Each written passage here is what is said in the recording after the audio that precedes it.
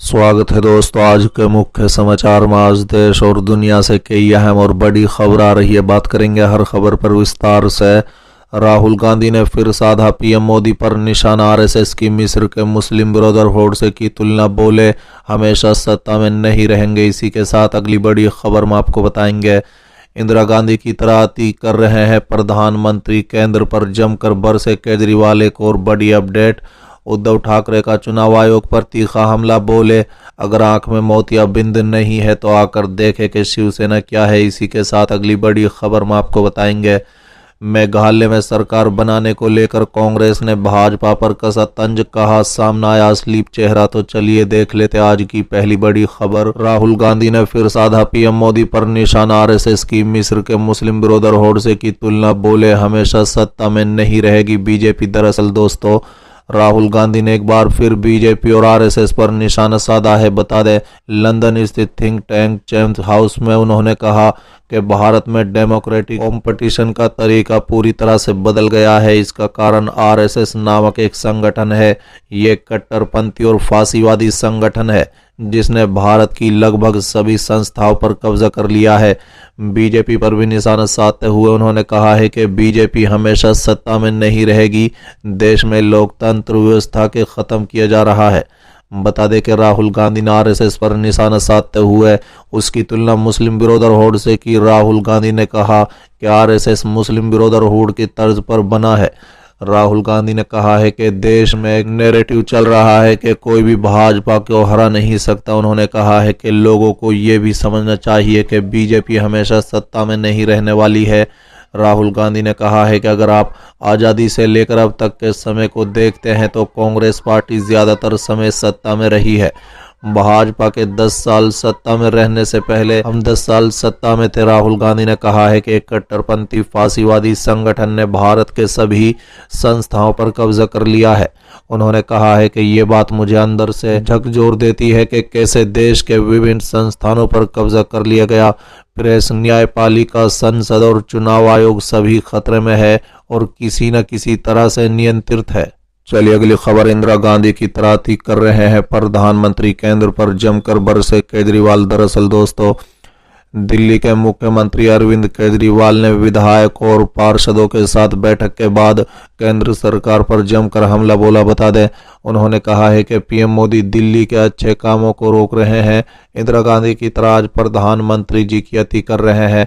ऐसे ही घमंड इंदिरा गांधी को भी हुआ था। जब ज्यादा अति हो जाती है तो ऊपर वाला झाड़ू चला देता है। बता दें कि साथ ही मनीष सिसोदिया और सितंदर जैन की गिरफ्तारी को लेकर भी उन्होंने केंद्र पर हमला बोला।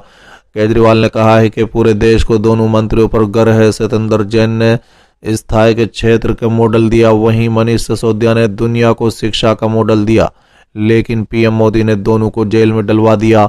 अब आतिशी और सौरभ भारद्वाज दोनों के कामकाज संभालेंगे। बता दें कि अरविंद केजरीवाल ने कहा है कि अब दिल्ली में दोगुनी स्पीड से विकास का काम होगा। उन्होंने कहा है कि अगर काम अच्छा नहीं होता तो दोनों की गिरफ्तारी भी नहीं होती।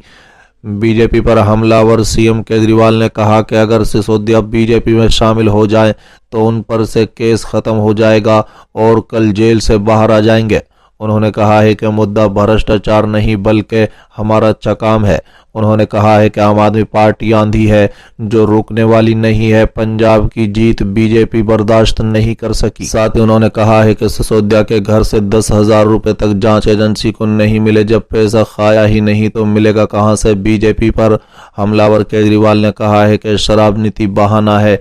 असल में प्रधानमंत्री चाहते हैं कि दिल्ली में जो अच्छा काम हो रहा है उसे रोका जाए। उनकी सरकारें 30 से 35 साल से चल रही हैं और ये एक भी स्कूल ठीक नहीं कर पाए। उन्होंने कहा है कि श्री राम जी का बहाना है, लेकिन काम रोकना उनका असली मकसद है। दिल्ली की जनता को आश्वासन देना चाहता हूं कि काम नहीं रुकेगा, बस 80 की जगह 150 की स्पीड से काम चलेगा। केजरीवाल ने कहा है कि पिछले 3-4 दिनों से उनकी जनता से बहुत बात हुई है।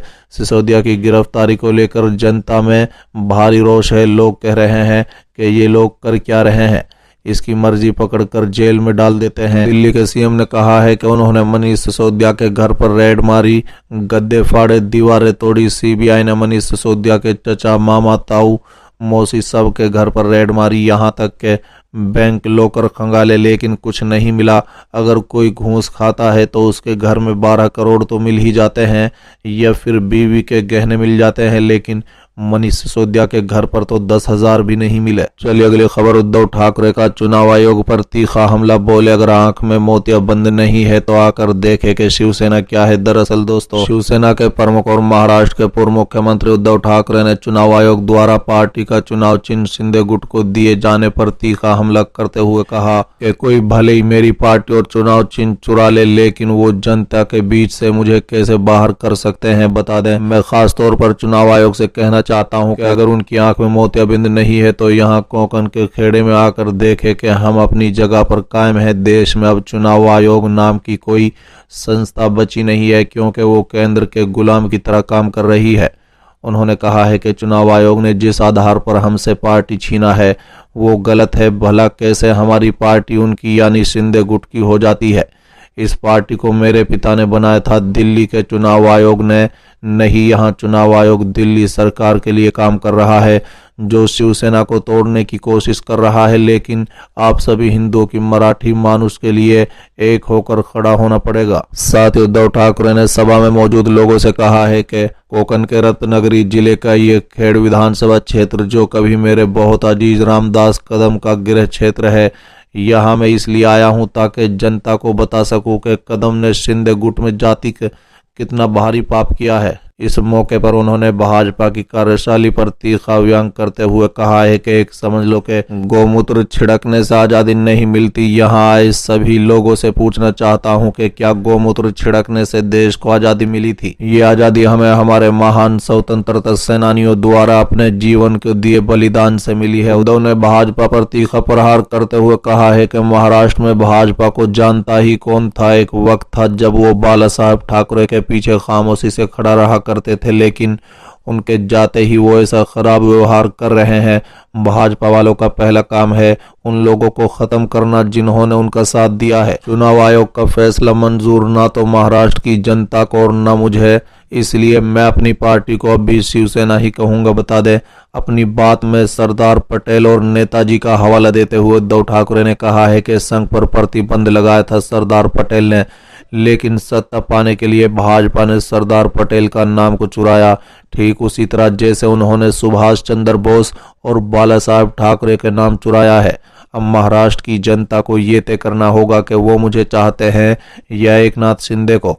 जनता का फैसला मुझे स्वीकार होगा, लेकिन चुनाव आयोग का नहीं। चलिए अगली खबर। भाजपा में शामिल होने के बाद भ्रष्टाचार के आरोपी हो जाते हैं पाक साफ, जांच हो जाती है बंद। शशि थरूर का बड़ा बयान। दरअसल दोस्तों, कांग्रेस सांसद शशि थरूर ने केंद्र एजेंसियों द्वारा अन्य पार्टी के नेताओं की गिरफ्तारी पर सवाल उठाया है। उन्होंने कहा है कि जब किसी पार्टी का नेता भ्रष्टाचार का आरोप लगने के बाद बीजेपी में शामिल हो जाता है तो उसके खिलाफ जांच बंद कर दी जाती है।